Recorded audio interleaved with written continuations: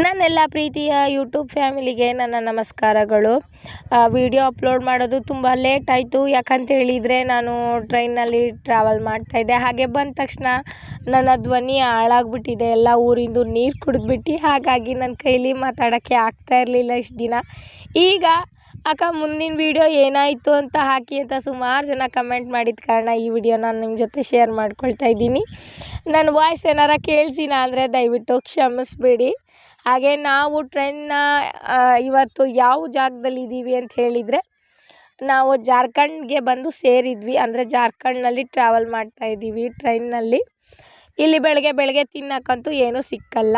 ನನ್ನ ಮೈದನ್ನ ಹುರಿದಿರುವಂಥ ಕಡಲೆ ಬೀಜನ 10 ರೂಪಾಯಿ ಕೊಟ್ಟು ತೊಗೊಂಡು ಅದನ್ನೇ ಮಕ್ಕಳು ನಾವೆಲ್ಲ ಕುತ್ಕೊಂಡು ತಿಂತಾಯಿದ್ವಿ. ಹೊಟ್ಟೆ ಮಾತ್ರ ಸಖತ್ತಾಗಿ ಹಸ್ದುಬಿಟ್ಟಿತ್ತು. ಏನಾದರೂ ತಿನ್ನೋಕೆ ಸಿಕ್ಕಿದ್ರೆ ಸಾಕು ಅನ್ನೋಂಗಿತ್ತು. 1-2 ದಿವಸ ಜರ್ನಿ ಆದರೆ ಮನೆಯಲ್ಲಿ ಏನಾದ್ರು ಮಾಡ್ಕೊಂಡು ತೊಗೊಂಡೋಗ್ಬೋದು ತಿನ್ನೋಕ್ಕೆ. ಆದರೆ ಅಷ್ಟು ದೂರ ಅಂದಾಗ ಕಷ್ಟ ಆಗುತ್ತೆ, ಹಾಳಾಗತ್ತೆ. ಹಾಗೆ ಬಿಸಿ ಟೀ ಬಂತು, ಅದನ್ನು ಕುಡಿದ್ವಿ. ಬಟ್ ಟೇಸ್ಟ್ ಇಲ್ಲ, ನೀರು ಥರ ಇತ್ತು. ನಮ್ಮ ಪುಣ್ಯಕ್ಕೆ ಒಂದು 10-15 ನಿಮಿಷ ಬಿಟ್ಟು ಚರ್ಮುರಿ, ಅಂದರೆ ಜಾರ್ಖಂಡ್ ಸ್ಟೈಲ್ನಲ್ಲಿ ಚರ್ಮುರಿ ಸೂಪರಾಗಿರುತ್ತೆ ತಿನ್ನೋಕ್ಕೆ.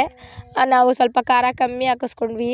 ಯಾಕಂತ ಹೇಳಿದ್ರೆ ಅಲ್ಲೆಲ್ಲ ತುಂಬ ಖಾರ ತಿಂತಾರೆ ಮಕ್ಕಳು. ತಿನ್ನೋದ್ರಿಂದ ಖಾರ ಕಮ್ಮಿ ಹಾಕಿ ಅಂತೇಳ್ಬಿಟ್ಟು ನಾವು ಪುರಿದು ಚರ್ಮುರಿ ತಗೊಂಡ್ವಿ. ಅದು ತಿಂದಿದ್ದಷ್ಟೇ ಹೊಟ್ಟೆ ತುಂಬಿತ್ತು ನಮಗೆ. ಅಷ್ಟು ಹೊಟ್ಟೆ ಹಸ್ಬಿಟ್ಟಿತ್ತು. ಹೇಗಿದ್ರೂ ಏನು ಸಿಕ್ಕಿರೂ ತಿನ್ಕೊಂಡು ಹೋಗ್ತಾ ಇದ್ವಿ. ಹಾಗೆ ನಾವು ಜಾರ್ಖಂಡ್ನ ಇನ್ನು ಮುಂದಿನ ಟ್ರೈನ್ ಪ್ರಯಾಣ ನೋಡ್ತಾ ಇರ್ಬೇಕಾದ್ರೆ ಅಲ್ಲಿ ನಮಗೆ ಕೆಲವೊಂದು ಜಾಗಗಳಲ್ಲಿ ಈ ಥರ ಕಪ್ಪು ಮಣ್ಣು, ಕಪ್ಪು ಕಲ್ಲು ಲೋಡ್ ಮಾಡಿ ಇಟ್ಟಿರೋವಂಥ ಗಾಡಿ, ಹಾಗೆ ಗುಡ್ಡ ಬೆಟ್ಟಗಳು ಕಪ್ಪಾಗಿರೋದು ಕಾಣ್ತು. ಇದ್ರ ಬಗ್ಗೆ ಹೆಚ್ಚಿನ ಮಾಹಿತಿನ ನಾನು ನನ್ನ ಮೈದನ ಹತ್ರ ಕೇಳಿದಾಗ ಅವನು ಹೇಳ್ದ, ಇದು ಕೊಯ್ಲ ಅಂಥೇಳಿ, ಅಂದರೆ ಕನ್ನಡದಲ್ಲಿ ಕಲ್ಲಿದ್ಲು ಅಂತಾರೆ.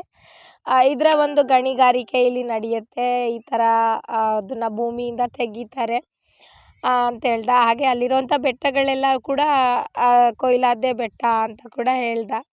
ಹಾಗೆ ಅದನ್ನೆಲ್ಲನೂ ಲೋಡ್ ಮಾಡಿ ತೊಗೊಬಂದು ರೈಲ್ವೆ ಹಳಿ ಹತ್ರ ಹಾಕ್ತಾರೆ. ಯಾಕಂತ ಹೇಳಿದರೆ ಇದು ಬೇರೆ ದೇಶಗಳಿಗೂ ಕೂಡ ಕೊಟ್ಟು ಕಳಿಸೋದ್ರಿಂದ ಈಸಿ ಆಗತ್ತೆ ಟ್ರೈನ್ನಲ್ಲಿ ತುಂಬೋಕ್ಕೆ ಅಂತ ಹೇಳ್ಬಿಟ್ಟು. ಹಾಗೆ ಅಲ್ಲೇ ಕೆಲವರು ಇಟ್ಟಿಗೆಗಳನ್ನ ಮತ್ತು ಮಣ್ಣಿನ ಮಡಿಕೆಗಳನ್ನ ಎಲ್ಲ ಕೂಡ ಅಲ್ಲೇ ಅದೇ ಕೊಯ್ಲಾದಲ್ಲಿ ಬೇಯಿಸ್ಕೊಂಡು ಅಲ್ಲಿಂದ ಅದನ್ನು ಕೂಡ ಸೇಲ್ ಮಾಡ್ತಾರೆ ಬೇರೆ ಊರುಗಳಿಗೆ. ಹಾಗೂ ಈಗ ನಾವು ತಲುಪಬೇಕಾದಂಥ ಜಾರ್ಖಂಡ್ನಲ್ಲಿರುವಂಥ ಧನ್ವಾದ್ ಸ್ಟೇಷನ್ನಿಗೆ ಬಂದು ಇಳಿದ್ವಿ. ಅರ್ಧ ಜೀವ ಬಂದಂಗಾಯಿತು. ಇಲ್ಲಿಗೆ ನಮ್ಮ ಮುಕ್ಕಾಲು ಭಾಗದ ಒಂದು ಟ್ರಾವೆಲ್ ಮುಗೀತು ಅಂತಲೇ ಅನ್ಕೋಬಹುದು. ಇಲ್ಲಿಂದ ನಾವು ಮುಂದಕ್ಕೆ ನಮ್ಮೂರಿಗೆ ಹೋಗಬೇಕಾಗಿತ್ತು, ಅಂದರೆ ಬಿಹಾರಿಗೆ. ಆದರೆ ಟ್ರೈನ್ ರಾತ್ರಿ ಇತ್ತು. ಅಲ್ಲಿ ತನಕ ನಾವು ಏನು ಮಾಡಿದ್ವಿ, ನಾವು ನಮ್ಮ ದಿನವನ್ನು ಹೇಗೆ ಕಳೆದ್ವಿ ಅಂತ ನೆಕ್ಸ್ಟ್ ವಿಡಿಯೋದಲ್ಲಿ ಹೇಳ್ತೀನಿ. ಇದು ಬಂದ್ಬಿಟ್ಟು ಧನ್ವಾದ್ ರೈಲ್ವೆ ಸ್ಟೇಷನ್. ಈ ವಿಡಿಯೋನ ಲೈಕ್ ಮಾಡಿ, ಕಮೆಂಟ್ ಮಾಡಿ, ಇಷ್ಟ ಮಾಡಿ. ನೆಕ್ಸ್ಟ್ ವಿಡಿಯೋ ಬೇಕು ಅಂದರೆ ಎಸ್ ಅಂತ ಕಮೆಂಟ್ ಮಾಡಿ. ಹಾಗೆ ವಿಡಿಯೋ ಹೇಗನ್ನಿಸ್ತು ಅಂತಲೂ ಕಮೆಂಟ್ ಮಾಡಿ. ಹೊಸ್ದಾಗಿ ಏನಾದರೂ ನನ್ನ ವಿಡಿಯೋನ ನೋಡ್ತಾ ಇದ್ದರೆ ದಯವಿಟ್ಟು ನನ್ನ ಚಾನಲ್ನ ಸಬ್ಸ್ಕ್ರೈಬ್ ಮಾಡಿ.